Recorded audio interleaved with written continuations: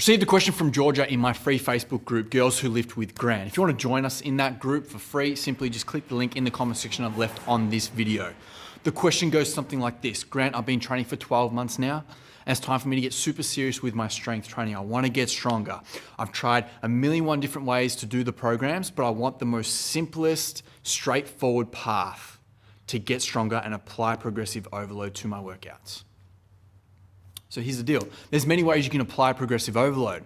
There's playing around with the sets and reps, playing around with the rest intervals, playing around with the weight, pyramiding up with the weight or the reps, pyramiding down with the weight or the reps, cycling the weight or the reps. Cycling means like set 1 you do 60 kilos, set 2 is 65 kilos, set 3 is 70 kilos, then set 4 you go back to 60 kilos and you keep repeating that cycle.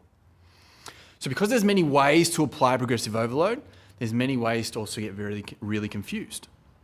So again, I'm going to give you the most straightforward answer or system or method to apply progressive overload. But let me just give you a little bit of an aha moment to help you understand how this works. So remember when you started bike riding and you had the training wheels on? And it was really easy, right? Because the training wheels did a majority of the work.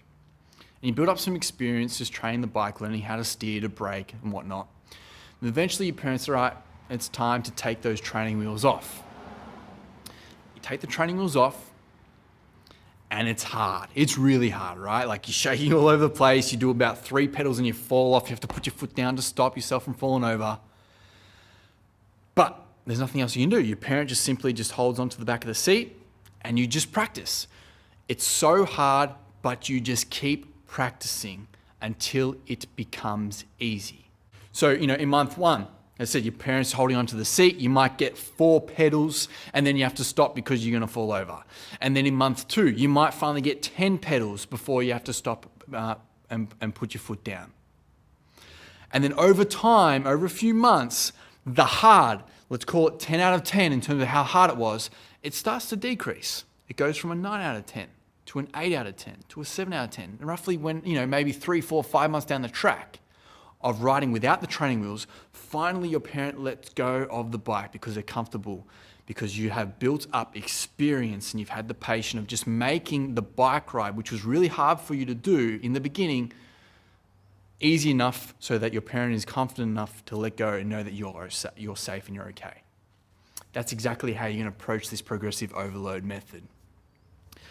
If you're doing, let's say, deadlifts for 60 kilos, and right now 60 kilos for 5 reps is safe for you, as in it doesn't blow out your technique, but it's hard. It's like you're 10 out of 10 in terms of perceived exertion. But you simply stick to it. You keep doing 60 kilos for 5 reps, and maybe in a month's time, it drops from a 10 out of 10 to a 9 out of 10. Then you stick with it again. You keep doing 60 kilos for 5 reps, and then maybe in month 3, it drops from a 9 out of 10 to an 8 out of 10. You stick with it a little bit longer, and then another month, it drops from an 8 out of 10 to a 7 out of 10. And then another month's time, it drops to a 6 out of 10 when you're doing 60 kilos for 5 reps. So in month 1, day 1, your 60 kilos for 5 reps was a 10 out of 10. It was super hard.